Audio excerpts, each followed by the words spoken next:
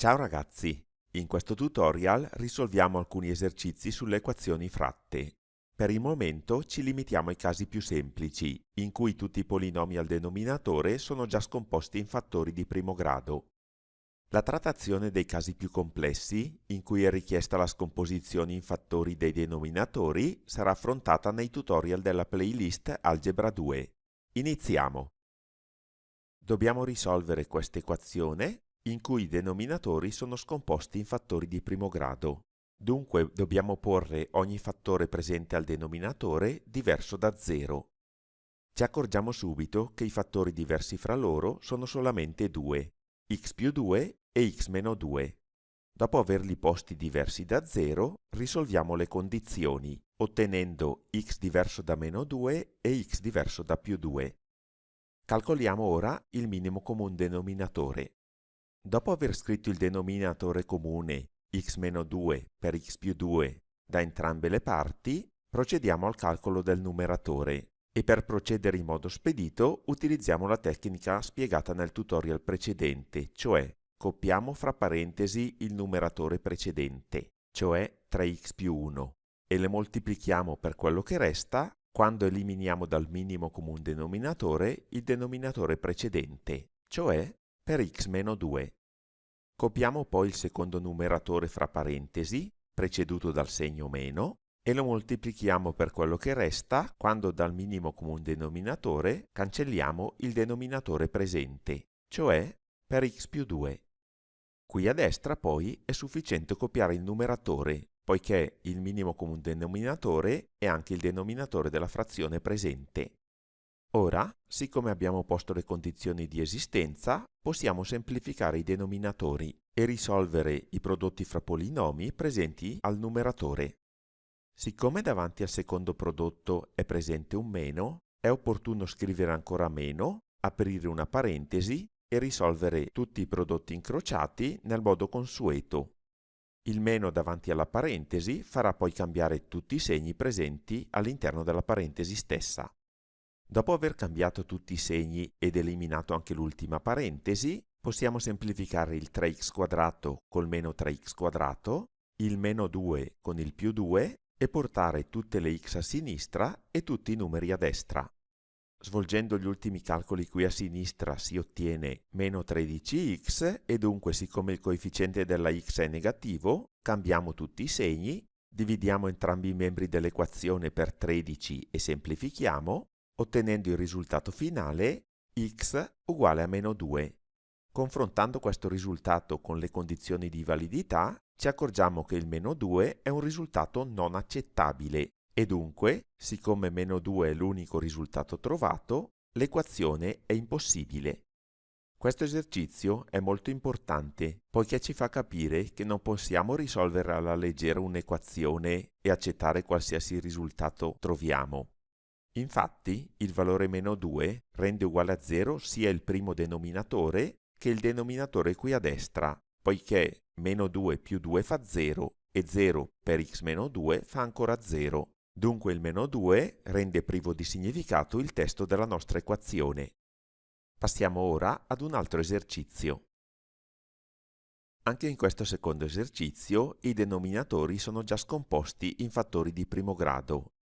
Questa volta però i fattori diversi fra loro sono 3, x più 3, x meno 2 e x meno 1. Poniamoli tutti diversi da 0. Risolvendo poi le condizioni otteniamo x diverso da meno 3, da più 2 e da più 1, che sono i valori che dovremo controllare alla fine dell'esercizio. Calcoliamo ora il minimo comune denominatore con la solita tecnica, cioè copiamo il numeratore e lo moltiplichiamo per quello che resta dalla divisione fra il minimo comune denominatore e il denominatore presente, semplifichiamo fra loro poi i denominatori, svolgiamo poi i prodotti in modo da eliminare le parentesi, stando molto attenti ai segni, e dopo aver semplificato i monomi opposti fra loro, cioè il 2x e il meno 2x, portiamo le x a sinistra e i numeri puri a destra, e svolgiamo gli ultimi passaggi, ottenendo la soluzione x uguale a 6, che da un confronto con le condizioni risulta accettabile. Per fare ancora un po' di pratica vi propongo ora un terzo esercizio molto simile.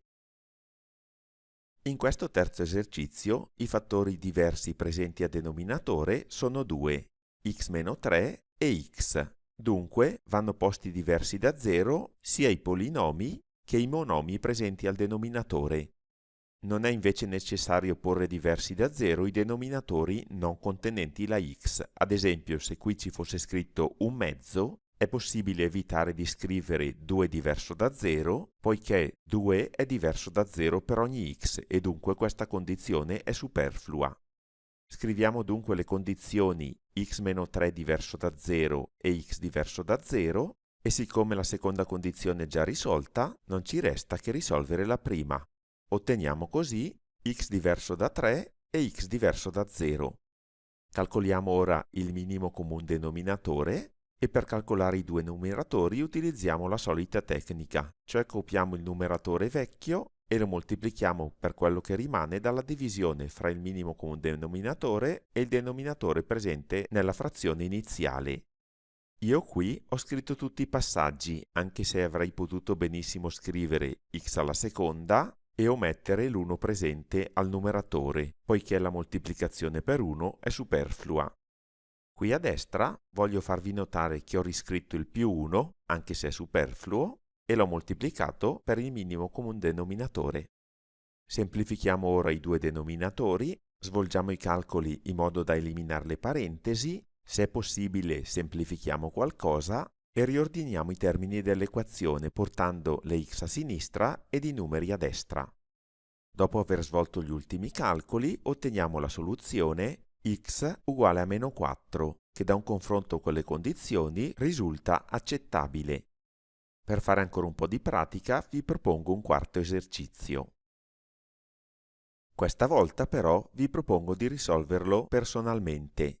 Ci sentiamo dopo la pausa per la soluzione.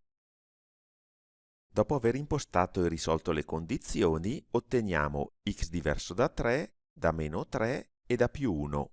E dopo aver risolto l'equazione, otteniamo x uguale a meno 2, che da un confronto con le condizioni risulta soluzione accettabile. Con questo abbiamo concluso. Io vi ringrazio per aver seguito il video fino alla fine, vi invito a lasciare un like se vi è piaciuto, a commentare e naturalmente a farmi domande se qualcosa non è chiaro e, se non l'avete già fatto, a considerare l'opportunità di iscrivervi al canale, in modo da rimanere sempre aggiornati sulle mie nuove pubblicazioni. Ci sentiamo presto! Ciao!